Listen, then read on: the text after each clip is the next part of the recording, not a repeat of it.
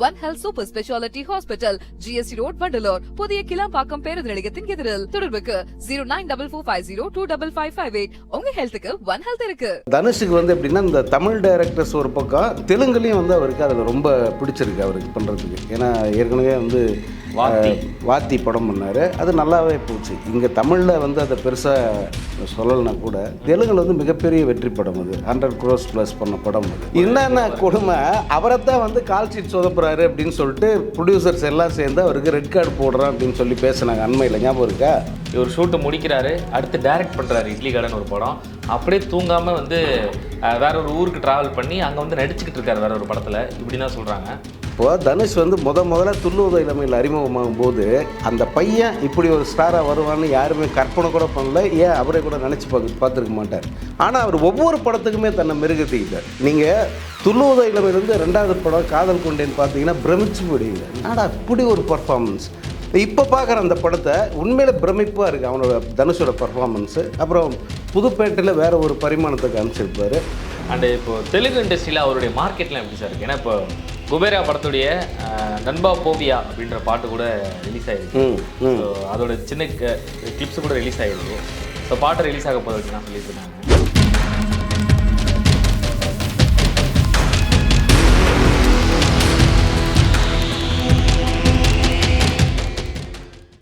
ஆகாயம் வியூவர் சாருக்குமே வணக்கம். நான் விஜய் ஜகா. நம்ம கூட இன்னைக்கு சினிமா ஜேர்னலிஸ்ட் சங்கர் சார் இருக்காங்க. வணக்கம் சார். வணக்கம் ஜகா. எப்படி இருக்கீங்க? நல்லா இருக்கு சார். இப்போ தனுஷ் சாரோட படங்கள் வந்து அப்டேட் கண்டினியூஸாக டமால்னு கொடுத்துட்டே இருக்காரு. ஏன்னா அந்த அளவுக்கு வந்து இப்போ இட்லி கடை வரப்போகுது. அடுத்து தெலுங்கு டைரக்டர் சேகர் கம்லா அவருடைய டைரக்ஷனில் ஒரு படம் குபேரா வரப்போகுது. ஆமாம், இந்த மாதிரி அப்டேட் கொடுத்துட்டே இருக்காரு சார். ஸோ அவருடைய படங்கள் எல்லாமே எப்படி ரெடி ஆகிட்டு இருக்கு? ஒரு பக்கம் நடிப்பு, இன்னொரு பக்கம் டைரக்ஷன், ரெண்டுத்தையுமே வந்து இப்போ பேலன்ஸ்டாக அவர் வந்து கையாள ஆரம்பிச்சிட்டார். இப்போ தான் அவருடைய இயக்கத்தில் ஒரு படம் வந்துச்சு, நிலவுக்கு என்மேல் என்ன கோவம்ட்டு. அது முழுமையாக அவர் ஒரு டைரக்டராக மட்டும் இருந்து பண்ணார். இப்போ அடுத்த படம் வந்து அவரோட டைரக்ஷன்லேயே இட்லி கடை வருது. அது அக்டோபரில் ரிலீஸுன்னு அனௌன்ஸ் பண்ணிட்டாங்க. கிட்டத்தட்ட வேலைகள்லாம் முடிஞ்சிருச்சு, போஸ்ட் ப்ரொடக்ஷன் தான் இனிமேட்டு. இப்போ அந்த குபேரா படத்தோட ஃபஸ்ட்டு சிங்கிள் அதோட ப்ரொமோ வந்திருந்தது அண்மையில். அதுவும் வந்து ரொம்ப சிறப்பாக இருந்தது. இன்னொன்று சேகர் கம்முலா டைரக்டரு. தனுஷுக்கு வந்து எப்படின்னா இந்த தமிழ் டைரக்டர்ஸ் ஒரு பக்கம், தெலுங்குலேயும் வந்து அவருக்கு அதில் ரொம்ப பிடிச்சிருக்கு அவருக்கு பண்ணுறதுக்கு. ஏன்னா ஏற்கனவே வந்து வாத்தி படம் பண்ணார், அது நல்லாவே போச்சு. இங்கே தமிழில் வந்து அதை பெருசாக சொல்லலைன்னா கூட தெலுங்கில் வந்து மிகப்பெரிய வெற்றி படம் அது. 100 crores ப்ளஸ் பண்ண படம் அது. படமும் நான் நீட்டாக தான் பண்ணியிருந்தாங்க. ஸோ அதே பாணியில் வந்து படங்கள் பண்ணுற அந்த ஆர்வம் வந்து அவருக்கு இருக்குது. அதனால தான் அடுத்தடுத்து தெலுங்கு டைரக்டர் கூட கை கோக்குறார். ஒரு பக்கம் சேகர் கம்லா, இன்னொரு பக்கம் திரிவிக்ரம் அவர் கூட ஒரு படம் பண்ணுறதா சொல்கிறாங்க. ரெண்டுமே வந்து பெரிய பட்ஜெட். இந்த சேகர் கம்லா படமே வந்து 400 கோடி பட்ஜெட்டுன்னு சொல்கிறாங்க. அதில் நாகார்ஜுனாவும் இருக்காரு அப்படின்னு சொல்லிட்டு. ஆமாம், அதனாலே வந்து பெரிய பட்ஜெட்டா. ஆமாம், பட்ஜெட்டுன்னா அந்த இப்போ ஆர்டிஸ்ட் வைஸ் மட்டும் இல்லை, அந்த மேக்கிங் இருக்கு இல்லையா, அதை வந்து பிரம்மாண்டமாக பண்ணுறாங்க அந்த படத்தில். அதே போல் திரிவிக்ரம் படமும் வந்து ஒரு மெகா பட்ஜெட் படம் அப்படின்னு தான் சொல்கிறாங்க. ஸோ இந்த படங்கள் வந்து அடுத்தவங்க டைரெக்ஷனில், அவரோட சொந்த டைரெக்ஷன்லேயே அடுத்தடுத்து இன்னும் படங்கள் வச்சுருக்காரு. ஒரு படம் வந்து இந்த இட்லி கடை, அதுக்கு அடுத்து இன்னொரு படம் பண்ண போகிறாரு அவரோட டைரெக்ஷன்லே. அடுத்து பார்த்தீங்கன்னா கர்ணன் படத்தோட இயக்குனர் மாரி செல்வராஜ், அவர் கூட வந்து அவர் கூட்டணி. அது வந்து D56 அப்படின்னு அதுக்கு தலைப்பு வச்சுருக்காங்க. ஓகே. தனுஷோட 56வது படம் வந்து மாரி செல்வராஜ் டைரக்ட் பண்ணுறாரு. அதை வந்து ஐஸ்வரி கணேஷ் இருக்கார் இல்லையா, வேல்ஸ், அவர் தான் வந்து அதை ப்ரொடியூஸ் பண்ணுறாரு. இது வரைக்கும் வந்து அவருக்கு படங்கள் இப்படி இருக்குது. ஒரு 5 படங்கள் அடுத்தடுத்து வந்து அவருக்கு ரெடியாகவே இருக்குது. ஆமாம், அடுத்து ஸ்டார்ட் பண்ண போகிற படங்கள் வந்து 3 படம் ஸ்டார்ட் பண்ணுறதுக்கு தயாராக இருக்குது.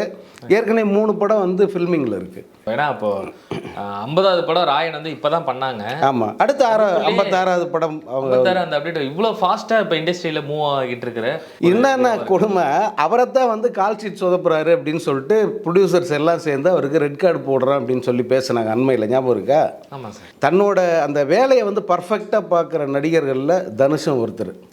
அவரை பற்றி ஏன் இவ்வளோ தூரத்துக்கு தப்பான இது பண்ணுறாங்க அப்படின்னு தெரியல. ஏன்னா அவர் ஒன்றே என்னென்னா, இந்த ப்ரொடியூசருக்கு வந்து கமிட்மெண்ட் கொடுக்குறாரு இல்லையா, அது வந்து அடுத்தடுத்து வெவ்வேறு கமிட்மெண்ட் வரும்போது சிலதை வந்து அவர் அதை விட்டுறாரு, மறந்துடுறாரு, அல்லது பாதி படப்பிடிப்பில் அவர் வந்து நிற்க வேண்டிய ஒரு சூழல் சில படங்களுக்கு அந்த மாதிரி நடந்திருக்கு. இப்போ நம்ம சொன்ன மாதிரி இந்த ப்ராஜெக்ட் எல்லாம் பார்த்தீங்கன்னா எல்லாமே வந்து ஒரு ப்ராமினன்ஸான இருக்கிற ப்ராமிசிங் ப்ராஜெக்டாக தான் இருக்கும். அந்த மாதிரியான ஒர்க்கு இந்த மாதிரி சேர்ந்து அவர்கிட்ட வேலை பார்த்து யாருமே தனுஷை குறை சொன்னதில்லை. பட் ப்ரொடியூசர் சைடில் ஒரு அந்த மாதிரி ஒரு எனக்கு கால் ஷீட் தரல அல்லது கால் ஷீட் தரேன்னு சொன்னார், தரல, எனக்கு படம் பண்ணலை, அந்த குற்றச்சாட்டை வச்சு தனுஷை வந்து மடக்க பார்க்குறாங்க. ப்ரொஃபஷனலாக வந்து அவர் ரொம்ப ரொம்ப ப்ரொஃபஷனல் டைரக்டர், ப்ரொஃபஷனல் ஆக்டர் அவர். கண்டிப்பாக சார். ஏன்னா இப்போ நிறைய பேர் வந்து இன்டர்வியூலையும் சக நடிகர்கள்லாம் என்ன சொல்கிறாங்கன்னா, இவர் ஷூட்டு முடிக்கிறாரு, அடுத்து டைரக்ட் பண்ணுறாரு இட்லி கடன் ஒரு படம், அப்படியே தூங்காமல் வந்து வேற ஒரு ஊருக்கு ட்ராவல் பண்ணி அங்கே வந்து நடிச்சுக்கிட்டு இருக்காரு வேற ஒரு படத்தில், இப்படி தான் சொல்கிறாங்க. ஸோ நீங்கள் சொன்ன மாதிரி இதுதான் உண்மையா சார்? இதுதான் உண்மை. அதாவது உண்மையான தனுஷ் வந்து இதுதான். அவர் கடினமான ஒரு உழைப்பாளி. உண்மையில் தனுஷ் மாதிரி ஒரு உழைப்பாளி. இன்னொன்று கற்றுக்கிறது. இப்போது தனுஷ் வந்து முதல்ல துள்ளுவத இளமையில் அறிமுகமாகும் போது அந்த பையன் இப்படி ஒரு ஸ்டாராக வருவான்னு யாருமே கற்பனை கூட பண்ணல. ஏன் அவரை கூட நினச்சி பார்த்துருக்க மாட்டார். ஆனால் அந்த படத்தில் அறிமுகமாயிட்டு அடுத்தடுத்த படங்களில் சும்மா வந்து நடிச்சுட்டு கொடுத்ததை வாங்கின்னு போகிற அந்த ஒரு கேரக்டராக இருந்திருந்தால் தனுஷ் அப்பே காணாமல் போயிட்டுருப்பார். ஆனால் அவர் ஒவ்வொரு படத்துக்குமே தன்னை மெருகேற்றிக்கிட்டார். நீங்கள் துள்ளுவத இளமையிலேருந்து 2வது படம் காதல் கொண்டேன்னு பார்த்தீங்கன்னா பிரமிச்சு போயிடுவீங்க. என்னடா இப்படி ஒரு பர்ஃபார்மன்ஸ். இப்போ பார்க்குற அந்த படத்தை உண்மையில் பிரமிப்பாக இருக்குது அவனோட தனுஷோட பர்ஃபார்மன்ஸு. அப்புறம் புதுப்பேட்டையில் வேறு ஒரு பரிமாணத்தை காமிச்சிருப்பார். அடுத்தடுத்த படங்களில் வந்து அவர் நடிப்பில் புது பரிமாணங்களை கற்றுக்கிட்டது மட்டும் இல்லை, டைரக்ஷனையும் வந்து முழுசாக தெரிஞ்சுக்கிட்டார் அவர். இன்றைக்கி வந்து அவங்க அண்ணனை விட சக்ஸஸ்ஃபுல் டைரக்டர் யாருன்னா தனுஷ் தான். அப்போது அந்த கற்றுக்கிற அந்த வேகமும் கற்றுக்கிற ஆர்வமும் தான் தனுஷை வந்து இப்படி ஒரு உழைப்பாளியாக மாற்றிருக்கு. அண்டு இப்போது தெலுங்கு இண்டஸ்ட்ரியில் அவருடைய மார்க்கெட்லாம் எப்படி சார் இருக்குது? ஏன்னா இப்போ குபேரா படத்துடைய நண்பா போவியா அப்படின்ற பாட்டு கூட ரிலீஸ் ஆகிருக்கு. ஸோ அதோட சின்ன கிளிப்ஸ் கூட ரிலீஸ் ஆகிருக்கு. ஸோ பாட்டு ரிலீஸ் ஆக போகுது அப்படின்லாம் சொல்லிட்டு இருக்காங்க. தனுஷ் வந்து தெலுங்குலேயும் ஒரு ப்ராமிசிங் ஸ்டாராக தான் அவங்க பார்க்குறாங்க. இந்த வாத்தி படம் வந்து அங்கே நல்லா போயிடுச்சு. அடுத்தடுத்த படங்கள் வந்து தனுஷோட படங்களை அவங்க எதிர்பார்க்குறாங்க. இப்போ இட்லி கடை கூட வந்து தெலுங்குலேயும் வந்து அதை சைமல்டேனியஸாக ரிலீஸ் பண்ணுறதுக்கான ஒரு வேலையை வந்து அவர் பார்க்குறாரு. இந்த தமிழ் மார்க்கெட் எப்படியோ அதே போல் தெலுங்கு மார்க்கெட்லேயும் வந்து தனுஷுக்கு ஒரு நல்ல பேர் இருக்குது. அவர் படங்களுக்கான ஒரு வரவேற்பு அந்த மாதிரி இருக்குது. ஓகே. ஸோ அங்கேயுமே ஆடியன்ஸ் அவர் பிடிச்சிட்டாரு. ஆமாம். ஏன்னா அடுத்தடுத்து படம் பண்ணுற எல்லாருமே வந்து பெரிய இயக்குனர்கள். அங்கே ஒரு பெரிய ட்ரேட்மார்க் வந்து அவங்க பேருக்கே இருக்குது. அந்த மாதிரி டைரக்டர்ஸ் கூட வந்து இவர் வேலை பார்க்குறாரு. கூடவே இவரும் ஒரு பெரிய டைரக்டர். அதனால் வந்து அந்த படங்கள் வந்து நல்லா இருக்கும் அப்படின்னு ஒரு எதிர்பார்ப்பு எல்லாருக்குமே ஏற்பட்டுருக்கு. சார் இப்போ இதுக்கு முன்னாடி சொன்னீங்க நீங்கள் வந்து இப்போது தனுஷ் சாருக்கு வந்து ரெட் கார்டு கொடுக்குறதா ஒரு விஷயம் போய்கிட்டு இருக்கு அப்படின்ற மாதிரி. ஸோ அது என்னென்னா ஒரு 3 ப்ரொடியூசர்ஸ் அவங்களுக்கு வந்து இவர் படம் பண்ணுறதா இது கொடுத்துருக்காரு.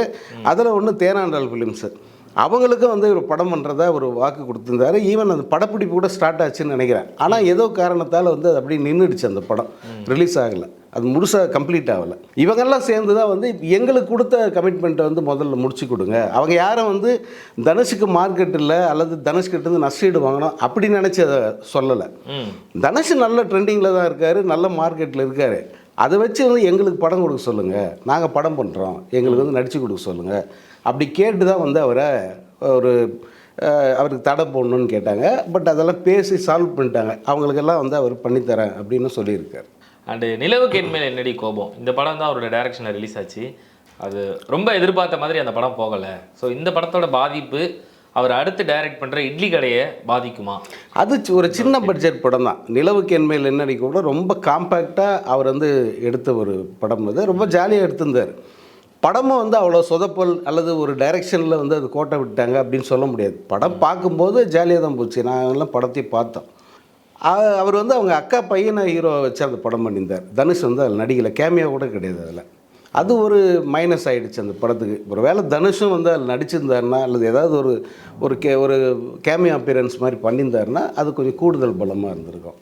மற்றபடி வந்து அது பெரிய ஒரு நஷ்டம் அல்லது படம் ஃப்ளாப்பு அப்படின்னு சொல்ல முடியாது அந்த படத்தை. கண்டிப்பாக சார். ஏன்னா இப்போ இந்த படத்தை பொறுத்த வரைக்கும் பெரிய பெரிய ஆர்டிஸ்ட்லாம் இருக்காங்க. சத்யராஜ் சார் இருக்காரு, பார்த்திபன் சார் இருக்காங்க, அப்புறம் அருண் விஜய் முக்கியமான கேரக்டர் பண்ணுறதா சொல்கிறாங்க. அவர் வில்லன் ரோல் பண்ணுறாரு அப்படின்றத ரீசெண்டாக ஒரு இன்டர்வியூவில் படத்துடைய ப்ரொடியூசர் சொல்லிட்டாரு. ஸோ இப்படி இவ்வளோ கேரக்டர்ஸ் வச்சு படம் பண்ணுறப்போ பார்த்து தான் டைரக்ட் பண்ணிட்டு இருக்காங்க அப்படின்னு சொல்கிறாங்க. ஆமாம். நீங்கள் பவர் பாண்டியே கூட பாருங்கள். அதெல்லாம் ஆர்டிஸ்ட் நிறையா தான் இருப்பாங்க அதுலேயே. ஆனால் எல்லாருடைய ரோலும் பக்காவாக பண்ணியிருப்பார். பிரசன்னாவை சரியாக காட்டியிருப்பார். அதே போல் அந்த அவருக்கு பேராக நடித்தாங்களா அவங்களும் ஒரு பெரிய ஸ்டார் தான். அவங்கள கரெக்டாக யூஸ் பண்ணியிருப்பார். இவரோட கேரக்டர் முதல் பாதியோடு வந்து அவர் நிப்பாட்டிக்கிட்டு இருப்பார். ராஜகிரனை இப்படி எல்லாமே வந்து பார்த்து கரெக்டாக பண்ணியிருப்பார். இதில் அதுக்கு அடுத்து ராயன் பண்ணார். ராயன்லேயே அந்த மாதிரி தானே மல்டி ஸ்டார் மாதிரி தானே பண்ணியிருந்தார்.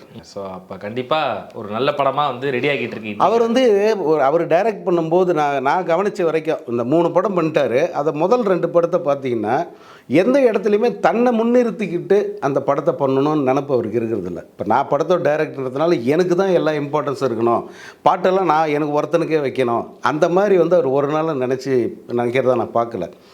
ராயனில் பார்த்தீங்கன்னா சந்தீப் கிஷனுக்கு வந்து ஈக்குவல் இம்பார்ட்டன்ஸ் கொடுத்துருப்பார், இவருக்கு சமமாக தான் கொடுத்துருப்பார். அவருக்கு ஒரு பாட்டு இருக்கும், மேக்ஸிமம் வந்து அவர் டாமினேட் பண்ணுற மாதிரி தான் காட்சிகள் வந்து வச்சுருப்பாங்க. அதே போல் ஒவ்வொரு பாத்திரத்துக்கும் வந்து அதற்குரிய அந்த அழுத்தத்தை வந்து கொடுத்துருப்பார். நம்ம எதையுமே மறக்க முடியாது. அவங்க அண்ணா செல்வராகவன் வந்து அவர் ரோல் பண்ணிப்பார், உண்மையில் ரொம்ப அசத்தலாக இருக்காது. அதே போல் துஷாரா விஜயன் ஒரு தங்கச்சி கேரக்டர் தான்னா கூட படத்துலேயே வந்து தாங்கி பிடிக்கிற கேரக்டரை அதை மாற்றிருப்பார். அதனால் ஒரு இயக்குனராக வந்து அத்தனை கேரக்டருக்குமே வந்து இம்பார்ட்டன்ஸ் தராரு. அந்தளவுக்கு வேலை வாங்கி. ஆமாம், எஸ்.ஏ. சூர்யா எவ்வளோ பெரிய நடிகர், அவரை எப்படி பயன்படுத்தியிருப்பார் பாருங்கள். அந்த படத்தில் எவ்வளோ ஆர்டிஸ்ட் பாருங்கள், அதில் அவ்வளோ பேரையும் சரியாக வேலை வாங்கியிருப்பார். அதனால் வந்து இட்லி கடை அதுக்கு ஈக்குவலாக இருக்கும் அப்படின்றது தான் எல்லாருடைய எதிர்பார்ப்போம். அண்டு தனுஷ் அவருடைய படங்களுக்கு நம்ம தமிழ் இண்டஸ்ட்ரியில் ப்ரீ பிஸ்னஸ்லாம் எப்படி சார் போகும்? இப்போ ராயனுக்கு பிறகு வந்து அவருடைய மார்க்கெட்டும் வந்து ஏறி இருக்குது, அவர் படங்களுக்கான எதிர்பார்ப்பும் வந்து அதிகமாக இருக்குது. அதே போல் அந்த விற்கிற விலையும் கூட கிட்டத்தட்ட 2 மடங்காக மாறி இருக்குது. இதுக்கு முன்னே இருந்த தனுஷ் படங்களை விட இப்போ வரப்போகிற இட்லி கடையாக இருக்கட்டும் அல்லது குபேராகட்டும் எல்லாமே வந்து பிஸ்னஸ் வந்து 2 மடங்காக பெருகிருக்கு. 200% வந்து இன்க்ரீஸ் ஆகிருக்கு அப்படின்னு சொல்கிறாங்க. அது தனுஷ் வந்து ஒரு இயக்குனராகவும் நடிகராகவும் சாதிச்சது. அது அப்போ கண்டிப்பாக நல்லா நிச்சயமாக நல்லா இருக்கும். ஸோ ராயன் வந்து 100 கோடி வந்து தாண்டி. ஆமாம், இட்லி கடையும் அந்த ரேஞ்சு இல்லை, அதை தாண்டியே பண்ணும் அப்படின்னும் சொல்கிறாங்க. சில கருத்துக்கள் வந்து சொல்கிறாங்க. பண்ணும், நிச்சயமாக பண்ணும். ராயன் வந்து என்னென்னா அது சன்னோட படம், சன் பிக்சர்ஸ் படம். அவங்க பேனர்னும் போதே வந்து அது ஒரு பெரிய எதிர்பார்ப்பு வந்துடும். ப்ளஸ் அவங்க ரொம்ப ப்ரொஃபஷனலாக வந்து எல்லாத்தையுமே வந்து டீல் பண்ணுவாங்க சன்னு. இன்னொன்று மேக்ஸிமம் வந்து வெளிப்படையாக சொல்லிவிடுவாங்க, இது கலெக்ஷன், இதுதான் உண்மை அப்படிங்கிறத அவங்க சொல்லிவிடுவாங்க. ஏன்னா அது ஒரு லிஸ்டட் கம்பெனிங்கிறதுனால இந்த லாப நஷ்டம் எல்லாத்தையுமே வந்து அவங்க செபிக்கு சப்மிட் பண்ண வேண்டியிருக்கு. அப்போ படம் ரிலீஸ் அப்போ சொல்லலைன்னா கூட ஆண்டு இறுதியில் வந்து அவங்க அந்த லாப நஷ்ட கணக்கு கொடுப்பாங்க இல்லையா, அதில் வந்து அவங்க சொல்லிவிடுவாங்க. அது வெளிப்படையாக தெரிவிச்சிடுறாங்க. ஏன் வந்து ஜெயிலர் இவ்வளோ வசூல் அப்படிங்கிறத எங்கேயுமே யாருமே மறுக்க முடியலன்னா அது அஃபிஷியலாக சன் பிக்சர்ஸ் வந்து அனௌன்ஸ் பண்ணிடுச்சு. 650 கோடிங்கிறத அனௌன்ஸ் பண்ணது மட்டும் இல்லை, அது செபியில் கணக்கு கொடுக்கும்போது அதிலேயே வந்து குறிப்பிட்டிருக்காங்க இந்த படம் இவ்வளோ லாபம் எங்களுக்கு அப்படின்னு சொல்லி குறிப்பிட்டிருக்காங்க.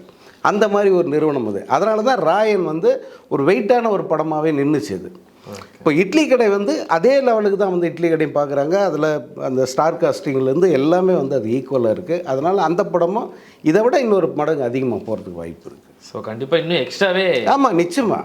இன்னும் ஏன்னா நாட்கள் இந்த காலம் செல்ல செல்ல வந்து அந்த வேல்யூ வந்து இன்க்ரீஸ் ஆகினது தானே போகுது. அந்த தனுஷரோட கெரியரில் அவரோட டைரக்ஷன்லேயே வந்து இட்லி கடை ஒரு பெரிய படமாக இருக்கும் அப்படின்னு சொல்லிட்டு ப்ரொடியூசர் சொல்லியிருக்காங்க. இருக்கும் நம்ம விஷயம் ஏதாச்சும் இருக்குமா சார் படத்தில்? இல்லை, அந்த படம் பற்றிய தகவல்கள் எதுவுமே வந்து வெளியே வரல இப்போ வரைக்கும். படம் என்ன கதை, எதை பேஸ் பண்ணி பண்ணுறாங்க, அது எதுவுமே தெரில. அதனால் தெரியாமல் நம்ம அந்த படத்தை பற்றி எதுவும் சொல்ல முடியாது. பட் எக்ஸ்பெக்டேஷன் இருக்குது, எதிர்பார்ப்பு பெருசாக இருக்குது. ஏன்னா அந்த ஸ்டார் காஸ்ட்டு, தனுஷோட டைரக்ஷனு, இது எல்லாம் யோசிக்கும் போது வந்து நிச்சயமாக வந்து இது பெரிய ஒரு படமாக இருக்கும், ஒரு எதிர்பார்ப்பை பூர்த்தி பண்ணுற மாதிரி படமாக இருக்கும். அதைத்தான் வந்து எல்லாருமே சொல்கிறாங்க. இந்த குட் பேட் அக்லி வர டைமில் சேமாக ரிலீஸ் ஆக வேண்டிய படம் இப்போ தள்ளி போயிருக்கு ஒரு சில ஷூட் போர்ஷன்ஸ்னால. ஆமாம், இல்லை ரிலீஸ் டேட் சொல்லிட்டாங்க, அக்டோபரில் ரிலீஸ்ன்னு சொல்லியிருக்காங்க. படம் இன்னும் டைம் இருக்குது, ஏன்னா வந்து போஸ்ட் ப்ரொடக்ஷன் ஒர்க்கு அதெல்லாம் இருக்குது. அதுக்கடுத்து வந்து இப்போ குபேரா வேறு ரிலீஸுக்கு தயாராகிட்டு இருக்கு. அதனால் அந்த படம் வரட்டும் அப்படின்னு சொல்லிட்டு இதை தள்ளி போட்டிருக்காங்க. ஓகே சார், ஓவராலாக நீங்கள் நிறைய விஷயங்கள் இன்ட்ரெஸ்டிங்காக பேசிட்டு இருந்தீங்க sir. Thank you so much sir. நன்றி.